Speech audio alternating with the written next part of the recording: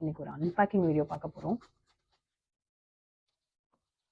அது என்னன்னு நம்ம ஓப்பன் பண்ணதுக்கு அப்புறமா தெரிஞ்சுக்கலாம்.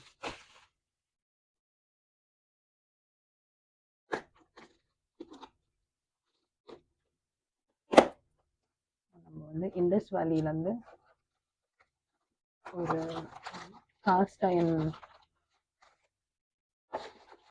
ஒரு ஆம்லெட் பேன் தான் வாங்கியிருக்கோம். செம்ம வெயிட்டாக இருக்குது.